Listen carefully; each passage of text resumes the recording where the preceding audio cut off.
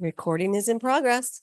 Hey, it's another groovy day, and most of you already know, but I'm going to tell you anyway. That's because I make it that way. It's also groovy because we are live from Costa Rica. It's Life Mastery Radio with Todd and Jackie. Wait, no, Jackie and Todd in Costa Rica live.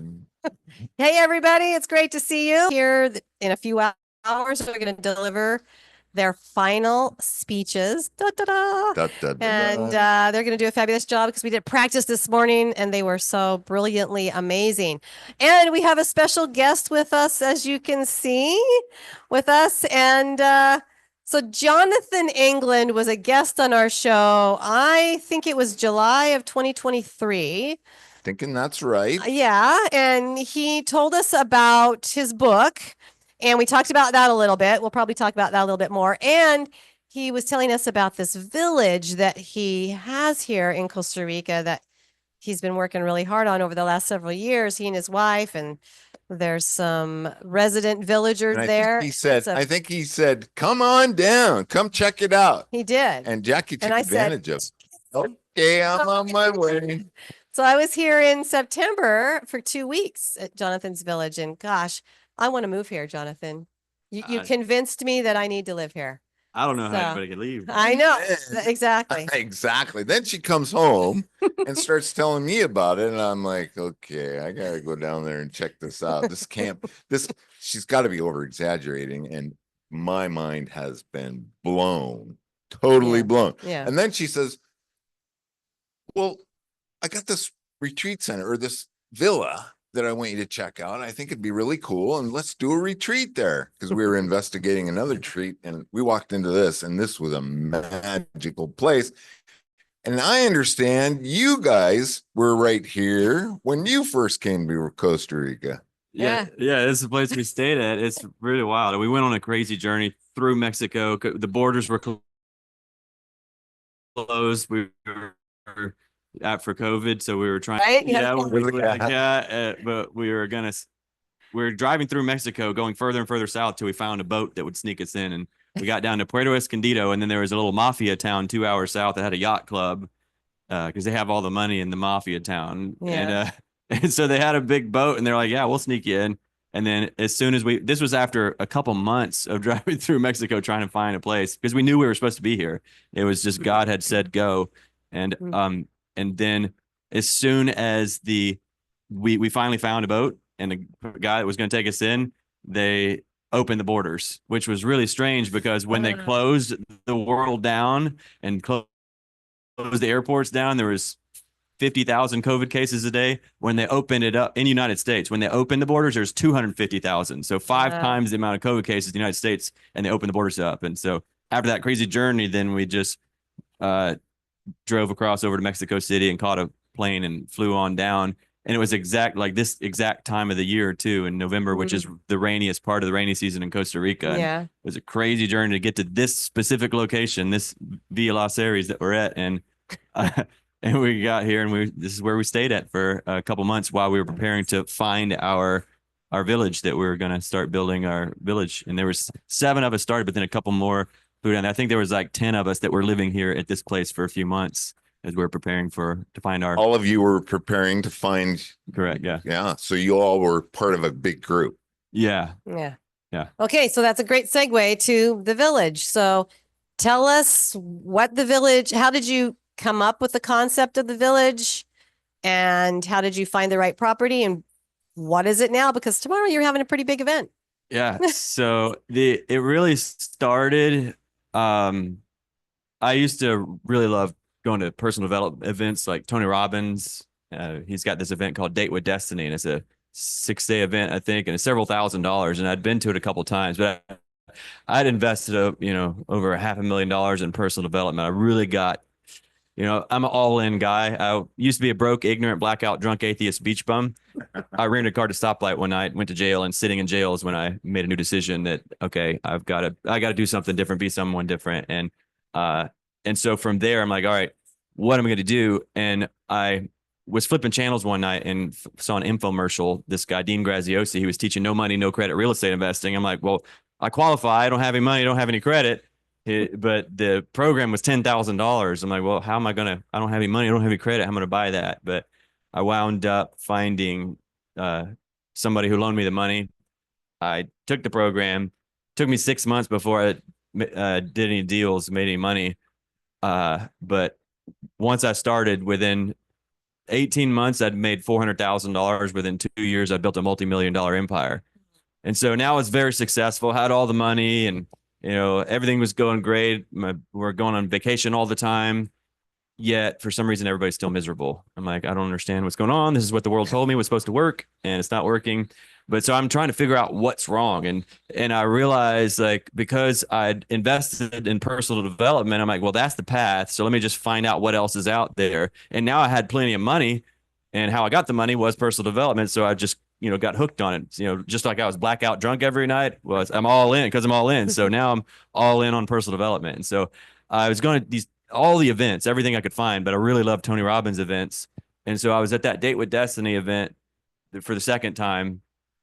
And I'm hanging out with all these people. Again, they'd all paid several $1,000s to be there. So it's a different type of person because they're committed individuals that are coming together, and it's Date with Destiny. So it's people who are actually committed to their destiny. You get what you have to have. Some people have to survive. Some people have to succeed, and some people have to live their destiny. And so that's me. And there's no such thing as a lazy person, just people who have impotent goals. And the reason I was blackout drunk all the time, because I just had this thing inside of me that I didn't know what to do with, because your environment is a big deal. If you take a shark and put him in a fish tank, he'll only grow 8 inches. But that same shark, if you put him in the ocean, will grow 8 feet. So you got to make sure you got the right environment. So I had to find the right environment before I could finally thrive. And so I was at that Tony Robbins event, surrounded by other people that have to live their destiny. And as I was hanging out with them, they'd share their visions. Everybody's talking about their visions and their goals and their dreams. I'm like, wow, that's really cool.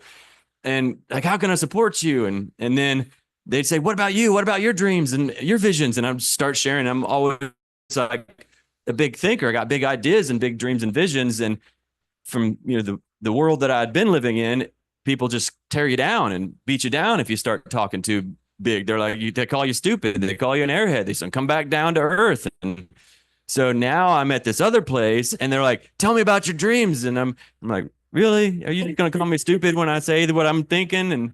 And so I'm sharing all these visions and dreams, and they're like, dude, that's amazing. How can I support you? And it was really great to be around all these inspiring people. But then the event's over. And then I got to go back to Shitville with all the naysayers, all the negative Nancy's, where I'm talking about all the awesome stuff, and they're just like, "No, dude, you're an idiot." Just like, why do I have to keep coming back to this world? I want to live in the world that I was just in. I want to be around inspiring people. There's got to be a place like this where people, it's not just an event. It's maybe there's a city or somewhere, something, and I'm gonna find it. And so that's how it started. I'm like, I just wanted to live with those type of people. And I searched and I searched and I searched, and I couldn't find it. I couldn't find anywhere I could find events and the people were hanging out, but then they'd all disperse. But there was nowhere they were all just there together, birthing a new earth, a new reality, a new world, a world that we always knew was possible, but you just couldn't see it anywhere, couldn't find it. We just knew in our hearts this is the way that was meant to be. And so that's where it really started. I'd committed that I will live in that world full of surrounded by inspiring, grateful people that are not just giving up their purpose for approval. They're being who they were born to be. And you didn't find it, so you decided to make it. Yeah, because if you ever notice, sometimes if you really look for a long time and you can't find what you're looking for, the reason you can't find it is because it's you. So wow. That was absolutely. That was how. So you got some big retreat coming up. Starts tomorrow, as a matter of fact. So getting this marketing out or getting this publicity out, it's a little bit late, but you know what? You're going to do it again, and you're going to do it again, and you're going to keep doing it. So this is 7. This is the number 7, right? Yes, it's called the Remember Experience 7.0. This is our 7th one. So we do it every 3 months, and this is our biggest one, and it's our so it's, full circle when that first vision that I had when I was there at that Tony Robbins event, I was like, we come to this event, we do all this inner work, and we've like become new people. And the world is your mirror, so it's reflecting back to you. So, as you start to change, then your mirror is going to change as well. If you're not altering your environment, you most likely didn't decide. You didn't go, like, you didn't cut off all other options. And so you'll shrink back on down into your comfort zone that you were at previously. So,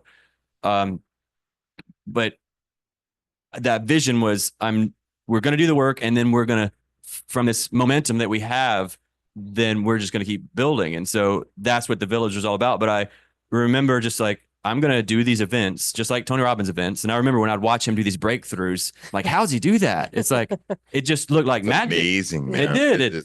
And I'm like, I'm going to do that. I don't know how he's doing it, but I'm going to figure it out. I'm going to do it. And now that's what I do. And I do this work with people that it's deep transformational work where, people are never the same again within just, a few days. Everything can change. I mean, their health. Well, yeah, I can attest to that. It's called the remember experience, not the remember event, because it is an experience that you will remember. And so here we are full circle, and I'm doing the event, like, which was the original vision, do the event. And then after the event, hey guys, you don't actually have to go home. You don't have to go back to the crappy place with all the crappy people that just chop your head off if you try to, get too inspired. And so we've been growing our village. We have 40 people now live at our first one. We bought another 50-acre property, and we're starting to expand out on that one and grow that village. And so this Remember Experience is the largest event that we've ever had here in Costa Rica. We got 90 people going to be at this one. So wow, that many. Yeah. Cool. And so what's a person going to experience? What it's 5 days, 12 hours a day, some intense teaching, some leadership training, or is it just flow? I'll go for it's flow. I'll go first, and then Jackie, you were at Remember Experience, right? I was. Okay. Yeah. So let me share first my my sales pitch for it. Now you're gonna hear this, you're like, what? That's not a very good pitch. So have you ever seen the movie Shawshank Redemption? Who's seen Shawshank Redemption? Okay, so the guy's stuck in prison, and how the movie ends is he escapes from prison. But do you remember how he escaped? Yeah. Renee says she knows. Yeah, he digs his way out with his small. But where does he? What's the escape route? Through the sewage. Yeah, so 500 yards of sewage. So that's the Remember Experience. We are all together, 90 of us, gonna crawl through 500 yards of shit.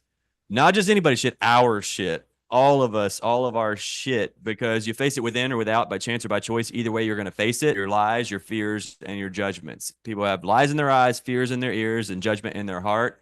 And so we take responsibility for that, and we go find it find the lie before it finds you, find the fear before it finds you, find the judgment before it finds you. And that's what we do. We do that work, and it's 500 yards of shit. It's like people have been emotionally constipated for 10, 20, 30, 40, 50 years, not letting it out. And so we let it out. We get it out of there, find out what it's all about, get it out of you. And then we put the fun in dysfunction. Everybody's dysfunctional, but people are pretending like they're not, because they think they're not supposed to be, because if people knew I was dysfunctional, they're not going to love me. You are dysfunctional, and so you pretending like you're not is just giving them something that you're not, which means they don't love you anyway. If you sell them a lie, if you sell somebody, if you get into a relationship with somebody, but it's not even you there, it's your mask, your fake smile when you're actually miserable on the inside, you get left out. And so we retrieve your true self, who you truly are underneath that mask, underneath all the pain, underneath all the fears, underneath the judgment, your true self, your infinite, pure, perfect self that you were created to be before you gave up your purpose for approval, before you got indoctrinated, domesticated, and trained to be this little dancing monkey just so you could get somebody to love you. And so we do that work, and then we pop out on their side, and what you know for sure is you never know how it's going to go at the Remember Experience. Well, I can attest to when Jackie came back, she was lit up like a Christmas tree. And look where we are today. And she's back. And that was just 3 months ago. It was just 3 months ago. And I would have stayed. If there was any possible way, I would have stayed. I really would have stayed. I just couldn't do it. Yeah. I will say that it was an eye-opening experience because, as Jonathan says, you really do have to face some things about yourself. And not only do you face it yourself, but you confess it to everybody else there. And That's powerful. I mean, you are hearing everybody else's stories from the lowest low points, and you're sharing your own lowest low points. And it's not easy to do that without judgment. But when people are hearing you without judgment, you can see that when you can do the same thing, I mean, it really does elevate you into a new human being. And there were parts of that were really uncomfortable for me, Jonathan. Thank you. Yeah. Thank you for that, for making it uncomfortable, because you have to get uncomfortable with those lies that you tell yourself before you can truly be comfortable with who you really are. And it's hard. How I say that around the comfort. So everything that you have is inside of your comfort zone. Everything that you want and don't have is outside of your comfort zone. And so in order to step into it, you're going to have to step through your comfort zone, and your comfort is your cage. And so it was meant for a little while, but you've outgrown it. It's like a womb. Each one of the new comfort zones that some people aren't moving. Some people live 90 years. Some people live 1 year, 90 times. There'll be continuous iterations. You'll go into new levels, new chapters, new ways of being, and you step into it, and then you'll get a little comfortable, and then you start to outgrow it, because if you're alive, you're growing. And so you start to outgrow it, but people want to remain inside of it because, hey, I figured out how to survive and what I got right here, so I don't want to leave it. But that's not the way life works. It's So the village has been growing. It sounds like you're at capacity.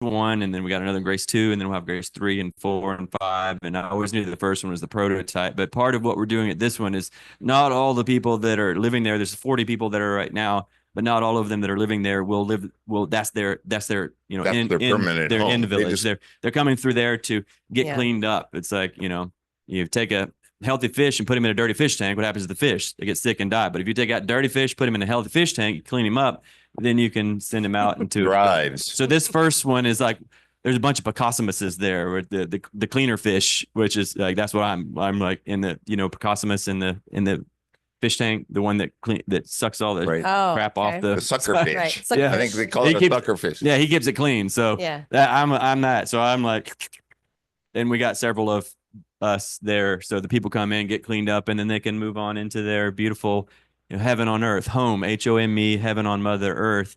But the thing is, it's an inside job. Wherever you go, there you are. So if you have not done the inner work and you try to get yourself in a beautiful Mother Earth experience, but you haven't cleaned up on the inside, you will sabotage it some way, somehow. You will not allow yourself to receive something so beautiful. So very cool. Yeah. Well, what else can you tell us about it? It sounds awesome. You've got some amazing people that are staying there, from what I hear, and Jackie was just all about it. So what else can you tell us about it? Or maybe tell us about your book too. Let's talk about, you have a new book. No, not a new book. Nope, It's my same book. same. Yeah, I've had that one out there for a while. If I die before I wake, correct? Yeah. And what's interesting about that, one of the things I talked about in the book, I was on a 40-day fast. I didn't actually write it. It was written through me. I just got out of the way because it could have been if I died before I finished writing this book, because I said I wasn't going to eat until the book is done. And I was really hungry. So that book got done in 2 weeks. The whole thing complete in 2 weeks, done. Wow. And it just came out. I was out of the way because my life depended upon it. So it just came out, and it's about these 5 levels of consciousness, 5 states of conscious orientation, 5 ways to perceive reality. And it's the journey. There's 3 parts to it: the path, the proof, and the process. The path is the roadmap of the 5 levels. The proof is my journey through the 5 levels, and then the process are the tools that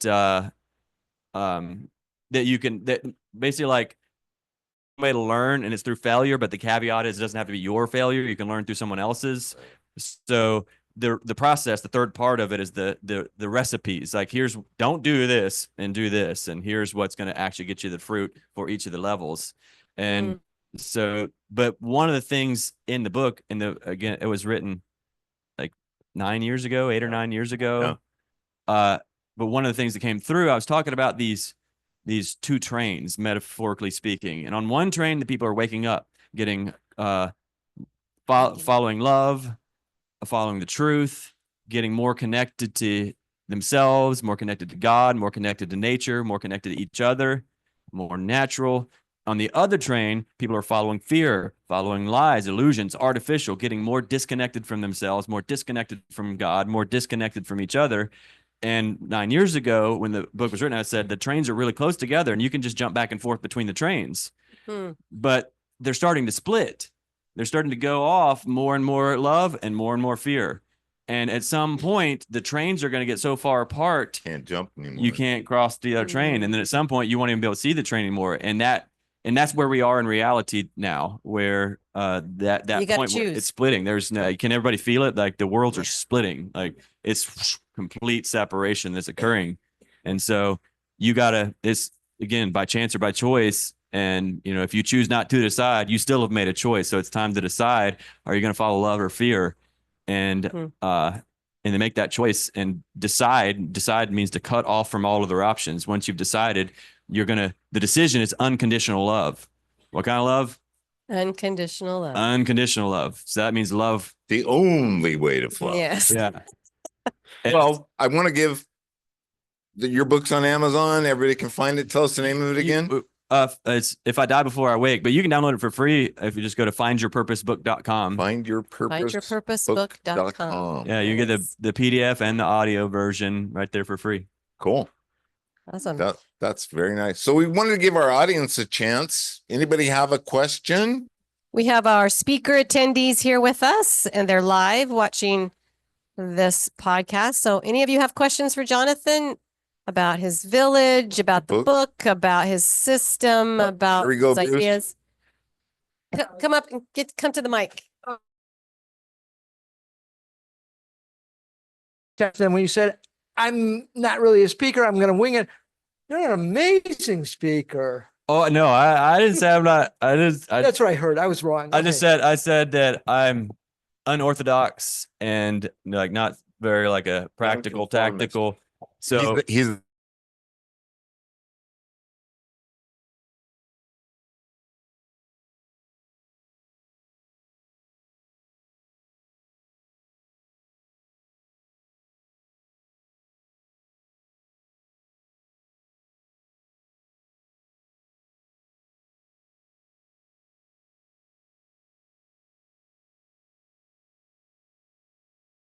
just go ahead and erase that, like get out of the way, because my one thing is to be present to the present of the present, and let it flow and let it come from the heart. I'm hearing like a spiritual connection to your community. Is this a religious connection to, or just spiritual? Spiritual, yeah, it depends on how you're distinguishing religion. If you're distinguishing like Jesus distinguished religion, hey, you're cleaning the outside of the cup, leaving the inside dirty. Y'all religious people need to clean that stuff up and get connected in your heart. So yeah, it's about relationship with God, with yourself, with each other. And yeah. Could it be about what Jesus teaches, but not necessarily all the trappings that have followed afterwards, that you have to believe this, you have to believe that, because that was man-made stuff? There's no have to anything. And it's just, I always say this one, sometimes it's weird to me. It triggers the crap out of people sometimes. Some people, it'll triggers. I'm like, I don't understand why that's triggering you so bad. But I say there's no good, bad, right, or wrong, just what works and doesn't work given what you're trying to accomplish. And that's very important because our job is not to judge. That is the one thing God said, don't judge. Don't bite into the fruit of judgment. Because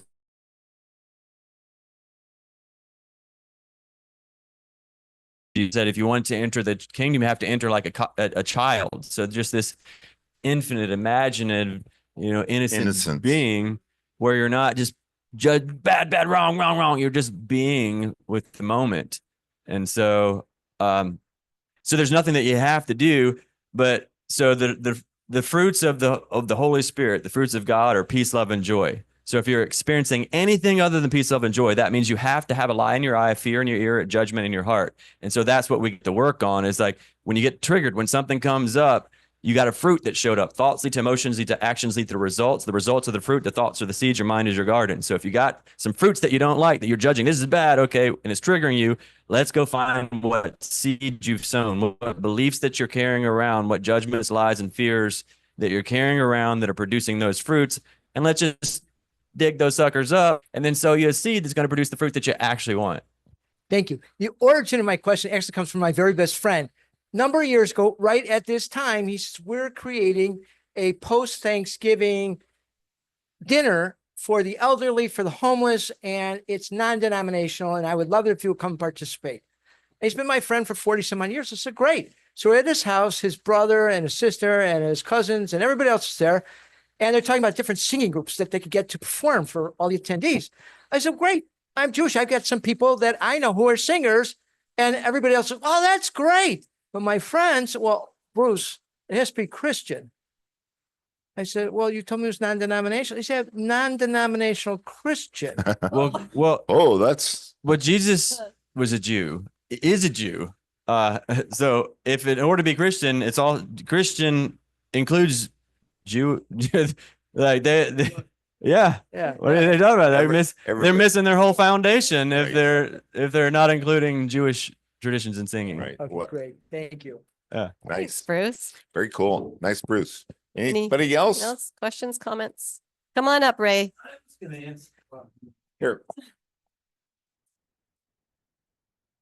I was going to ask first, is there, I guess, a meeting place there where this in this village? Yeah. A meeting place. He's got 90 people coming. Yeah, He there's better have a meeting No, place. for talk, for communication,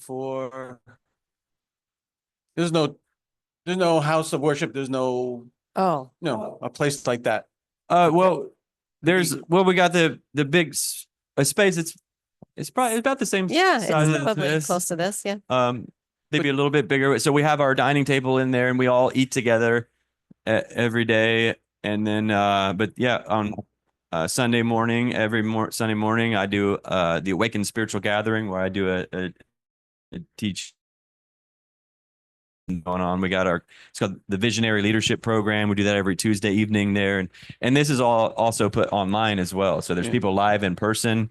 And then there's also, hundreds of people that are watching online. Well, dozens at a time. It then also it goes out. Yeah. People. So is that what you're asking? Something like that, because when you were talking, it sounded like in Pennsylvania,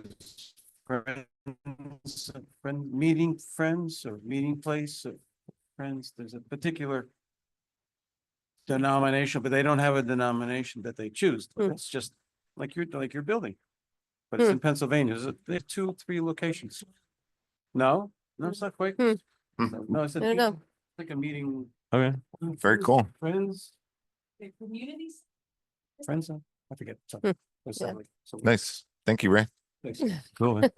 Well, I think we are out of time. If Close. there isn't any other questions, Jonathan, thank you so much for taking the time. I know you're a busy guy. You got this big event kicking off tomorrow, and it's not easy. Jackie and I are learning it's not easy to get around, especially when it's raining like this, and you're in the jungle. The rainforest. What happens in the rainforest?